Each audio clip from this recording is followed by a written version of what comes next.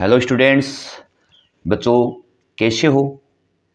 अच्छी पोइट्री के स्टडी कर रहे होंगे। मैंने जो पीछे की जो पोइट्री है 10th क्लास की, उन सब के बारे में मैंने उनका वीडियो बनाया हुआ है। और आज हम हमारी नेक्स्ट जो पोइम है क्लास 10th की 7वें नंबर की जो पोइट्री है, जिसका नाम है the trees, composed by the Adrienne Rich के द्वारा जो लिखी गई है, कंपोज की गई है, उसी के बारे में स्टडी करते हैं। चलो तो हम इसके बारे में पढ़ते हैं। Can there be a forest without trees, क्या बिना पेड़ों का कोई जंगल हो सकता है। Where are the trees in this poem, इस कविता के अंदर पेड़ कहाँ पर हैं। And where do they go, और वह कहाँ पर जाते हैं। इनके बारे में ये पूछा है, यानी कविता हमें इन्हीं के बारे में बता रहे हैं कि इस पेड़ कहाँ है और कहाँ पर जाते हैं। बच्चों, यदि मॉडर्न टाइम में देखा जाए तो हम हमारे घरों के अंदर डेकोरेशन के रूप में पेड़ों को लगाते हैं, ठीक है। और जंगल है वो धीरे धीरे क्या हो रहा है, नष्ट हो रहा है। वहाँ पे कंस्ट्रक्शन का निर्माण ज़्यादा होता है, इसलिए तो पेड़ पौधे है ही नहीं है। जब पेड़ पौधे हम नहीं रहेंगे तो जो बर्ड्स हैं, पक्षी हैं, जानवर हैं, वो कहाँ रहेंगे। उनके रहने के लिए भी एक स्थान होना चाहिए, जो क्या है उनका रेजिडेंस होता है, परंतु हम उस रेजिडेंस को भी नष्ट करते जा रहे हैं। चलो तो हम स्टडी के बाद इस पोइट्री को हम पढ़ते हैं। लेते हैं first stanza. The trees inside are moving out into the forest. देखो, मूविंग का मतलब होता है चेंजिंग पोजीशन। चेंजिंग पोजीशन का मतलब होता है स्थान, खिसकना, यानी खिसकना। जो आजकल के जो पेड़ हैं वो अंदर की तरफ थे और वो क्या कर रहे हैं, जंगल की तरफ वो जंगल में है वो खिसक रहे हैं। द ट्रीज इनसाइड, यानी कहने का मतलब जो पेड़ अंदर की तरफ थे वह बाहर जंगल की तरफ खिसक रहे हैं। The forest that was empty all these days, जो जंगल इतने दिनों से खाली था, where no birds could see, जहां पर कोई भी पक्षी है वो बैठ नहीं सकता था। नो इंसेक्ट हाइड, हाइड का मतलब होता है कंसील, कंसील का मतलब छिपना, और ना कोई वहां पर कोई पक्षी है छिप सकता था।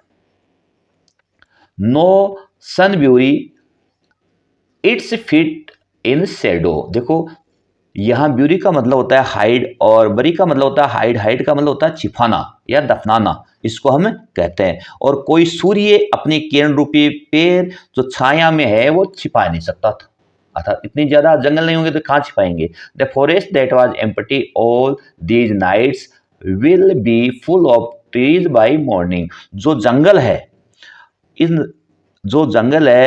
इस रात भर जो खाली था, सुबह तक वह पेड़ों से क्या हो जाएगा, भर जाएगा। बाई मॉर्निंग का मतलब है सुबह तक है वह जंगल के अंदर बहुत ज़्यादा पेड़ होंगे। यानी यहाँ पोइटेस जो एंड्रिन जो रिच है वो यह बताती है कि जो वृक्षों का प्रयोग है हम घरों को सजाने के लिए हम करते हैं। किस लिए करते हैं, डेकोरेशन के रूप में हम उनका यूज करते हैं, जबकि वृक्षों को इस कैद से बाहर निकालने की आवश्यकता है। अर्थात हमारे घरों के अंदर इनका यूज न करके बाहर हमें इनका यूज करना चाहिए, पेड़ पौधे बाहर निकालने चाहिए, जिससे क्या होंगे, पक्षी उसके पेड़ के ऊपर बैठेगा, कोई जो इंसेक्ट कीड़े मकोड़े हैं वहां पर छिप सकता है। और यदि धूप यदि ज्यादा होती है तो बच्चों क्या कर सकते हैं, हम पेड़ की छाया के बैठ सकते हैं, अपने पैरों को छिपा सकते हैं। क्लियर। आगे second stanza. All night the words, all night the roots work, पूरी रात भर है जो पेड़ की जो जड़ें हैं वो काम करती है। किसमें करती है, यहाँ to disengage themselves from the cracks. Disengage का मतलब होता है फ्री होना, मुक्त होना, और अर्थात कहने का मतलब है, क्रैक का मतलब दरारें, इन द बरामदा floors.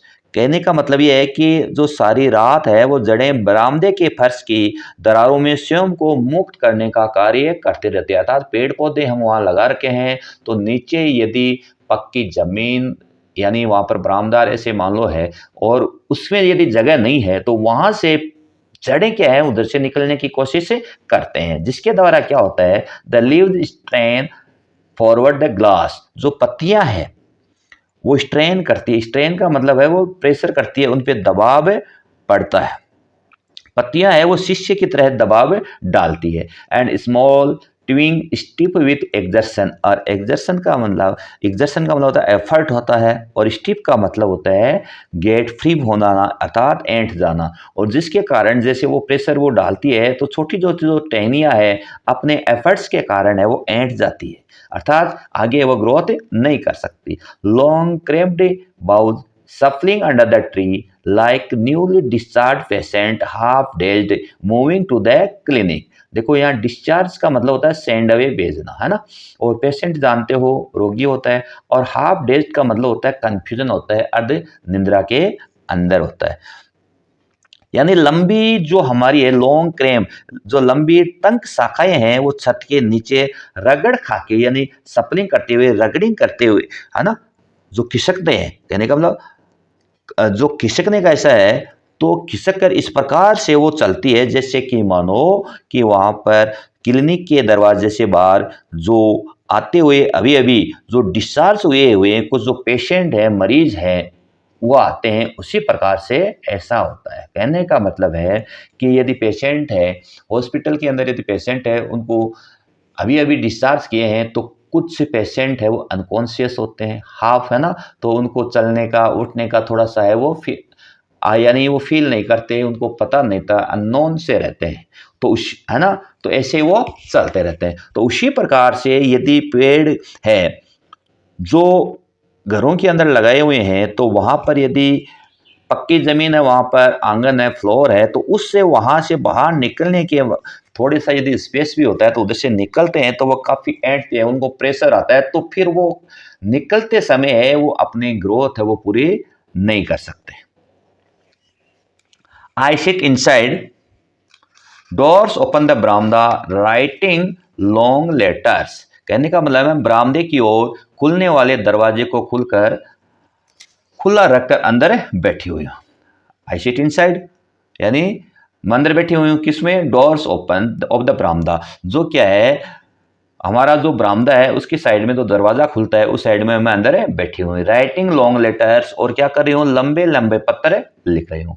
In which I स्केर्डली mention the departure, जिसमें मैं मुश्किल से अपने घर में प्रस्थान के बारे में चर्चा कर रही हूँ। Of the forest from the house, कहाँ से, जंगल से प्रस्थान के बारे में, जंगल से घर की तरफ जाने के बारे में मुश्किल से मैं वर्णन कर रही हूँ। द नाइट इज फ्रेश, रात्रि क्या है, एकदम साफ है, फ्रेश है। The whole moon shine in the sky still open, the smell of leaves and lichen.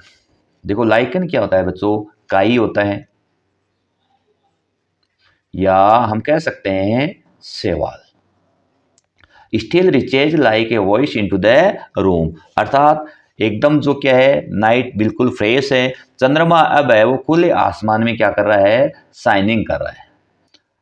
रात साफ है और रात के समय चंद्रमा है वो शाइनिंग करता है, और एक आवाज की बाती है, एक वॉइस की बाती है, जो स्मेल ऑफ पत्तियां है, स्मेल लीव्स है, और जो लाइकन है, जो शैवाल है, उसकी महक है वो पहुंच रही है। यानी चारों तरफ है आवाज की बाती है वो महक पहुंचती है। देखो बच्चों ठंड के समय क्या होते हैं, चाहे कोई सा भी फूल हो, रात की रानी हो, गुलाब हो, मोगरा हो, यदि आसपास के हमारे पेड़ पौधे आसपास में लगे हुए हैं और हवा चलती है उस समय, रात में शोर तो होता नहीं है, तो इनकी जो फ्रेगनेंस है, उनकी जो खुशबू है वो हमारे तक पहुंचती है, और वो हमें काफी रिलीफ है वो प्रदान करती है।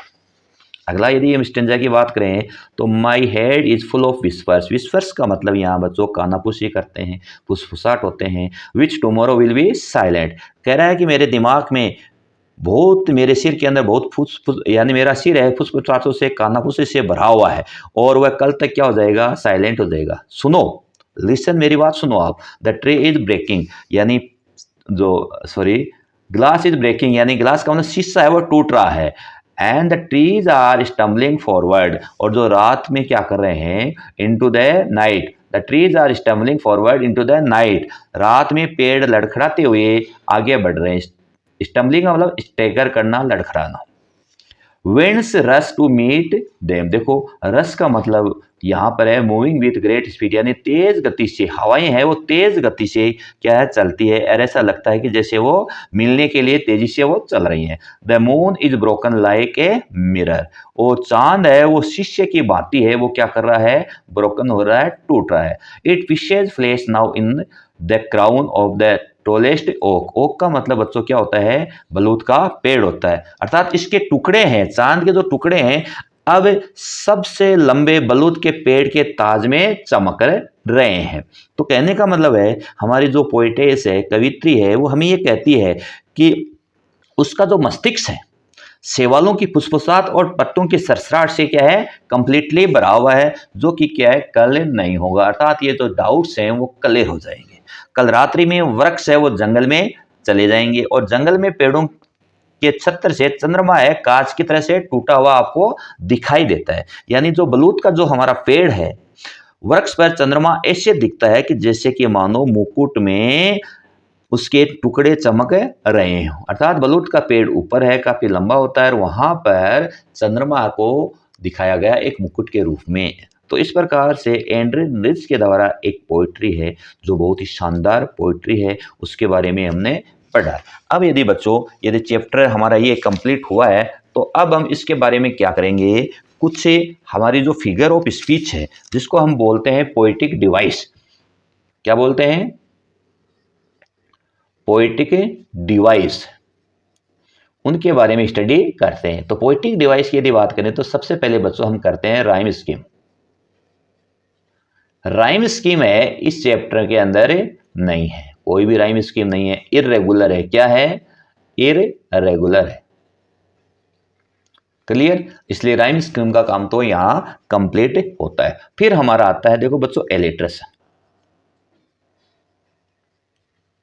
एलिट्रेशन क्या होता है कि more than 2 words in A same line, है ना, repetition of the consonant word. समझ गए। अब जैसे मैं यहां बात करूं लॉन्ग्स लेटर, अब एल एल है वो रिपीट हो रहा है, ये क्या हो गया, एलिट्रेशन हो गया। फॉरेस्ट और फ्रॉम है, ये क्या हो गया, एलिट्रेशन है। स्काई स्टिल, ये क्या है, एलिट्रेशन है। और लीव्स एंड लाइकन, ये क्या है, एलिट्रेशन है। तो हमारा जो फोर्थ स्टेंजा है वो कंप्लीटली क्या है, एलिट्रेशन से भरा हुआ है। सेकंड यदि हम बच्चों बात करते हैं एनाफोरा। एनाफोरा क्या होता है कि एक ही स्टेंजा के अंदर आपको स्टार्ट के अंदर यदि उस वर्ड की रिपीटेशन होती है उसको हम बोलते हैं एनाफोरा। एनाफोरा क्या हो गया, given in A one sentence, है ना, same word of the starting. यहाँ बिगनिंग है, ये से देखो यहाँ नो है और यहाँ क्या है, नो है, तो ये दोनों वर्ड क्या हो गए बच्चों, एनाफोरा। ये हो गया एनाफोरा, समझ गए होंगे, ये हो गया एनाफोरा। क्लियर। अब हम बात करते हैं कि यदि यहाँ सिमली की बात करें तो सिमली देखो बच्चों, यहाँ सिमली क्या होता है, जहां पर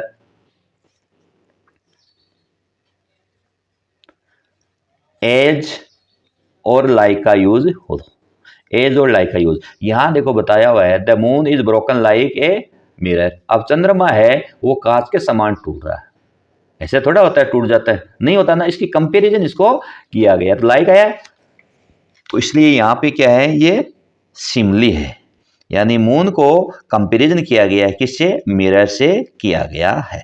फिर दूसरा देखो यहाँ पे, यहाँ लाइक न्यूली डिस्चार्ज पेशेंट, यहाँ लिया हुआ ना, इसको भी हम क्या बोलेंगे, यहाँ सिमली का यूज किया हुआ है। क्यों किया हुआ है, क्योंकि जो ट्रीज है उसको कंपेयर किससे किया गया है, पेशेंट से किया गया, ट्रीज को कंपैरिजन किया गया है पेशेंट से।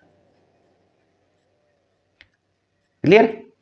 अब हम बात करते हैं यदि पर्सोनिफिकेशन की बात करें,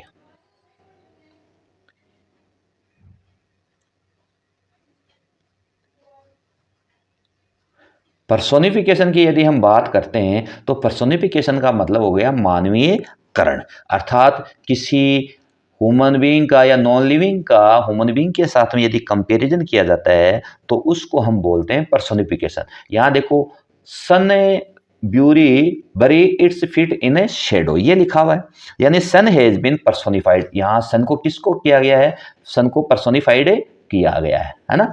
अब सूर्य को पर्सोनिफाइड किया है तो यहाँ पर ये पर्सोनिफिकेशन हो गया है।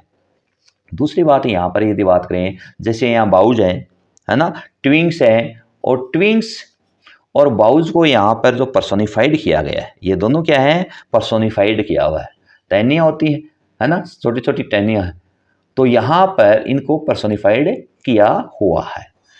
अब हम बात करेंगे इंजेवमेंट। देखो क्या होता है,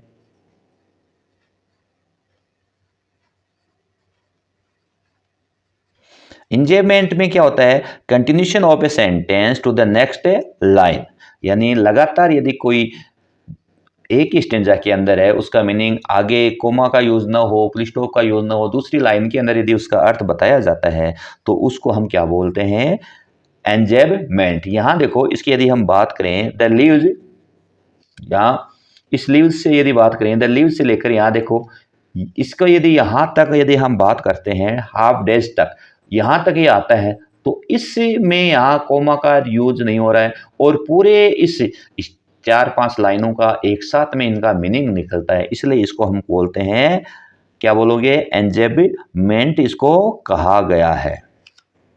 फिर यदि हम बात करते हैं और यहाँ डोर्स ओपन टू द बरामदा, यहाँ है, इससे लिखा है डोर ओपन टू द बरामदा राइटिंग लॉन्ग लेटर्स इन विच, ये यहां तक ये जो लाइनें हैं उसको भी क्या बोलते हैं, हम बोलते हैं फिगर ऑफ स्पीच। किसका यूज हुआ है, इंजेबमेंट का यूज हुआ है। तो यहां हो गया इलिट्रेशन, हो गया एनाफेरा, हो गया है ना, एंजेबमेंट हो गया, और हमारी क्या हो गई, सिमली का यूज हो गया। अब यदि हम बात करें जो हमारी है इमेजरी, क्या होता है इमेजरी, इमेजरी का मतलब होता है काल्पनिक, कल्पना करते हैं। यहां पर देखो पहली लाइन बताई हुई है, the trees inside are moving, है ना, आउट इनटू द फॉरेस्ट, यानी पेड़ है वो क्या कर रहे हैं, अंदर से जंगल की तरफ वो प्रस्थान पर खिसक रहे हैं। तो ये यहाँ पर इमेजरी है, कैसे खिसक सकते हैं, कल्पना ही तो बताइए, ऐसे थोड़ी हम आदमी खिसक सकता है, ये थोड़ी खिसक सकते हैं, तो ऐसे हैं इनका यूज हुआ है। द यहाँ फिर दूसरा है कि night is fresh the whole moon वाला, है ना, यहां ये नाइट इज फ्रेश, रात ताजा है, साफ है, ऐसे थोड़ी होती है ना, ताजा कैसे हो सकते हैं। तो ये क्या है, हमारे इमेजरी है ओनली, इनको हमने क्या कहा, इमेजरी। तो इस प्रकार से इनके इस पोइट्री के अंदर है इन फिगर ऑफ स्पीच का यूज हुआ है। तो बच्चों ये पोइट्री है, इसके बारे में मैंने बहुत ही डिटेल से अच्छे से यानी हिंदी ट्रांसलेशन है इसका एक्सप्लेन कर दिया है, वर्ड मीनिंग से मैंने आपको बता दिए हैं, फिगर ऑफ स्पीच बता दिए गए, और आशा करता हूँ कि आपको ये पोइट्री बहुत ही अच्छे से समझ में आ गया होगा। यदि बच्चों किसी प्रकार का यदि if you have any doubt and queries and consult me on the contact, यानी कमेंट बॉक्स के अंदर आप जाके मेरे को आप कंफर्म कर सकते हो, बता सकते हो। ओके बच्चों, थैंक्स।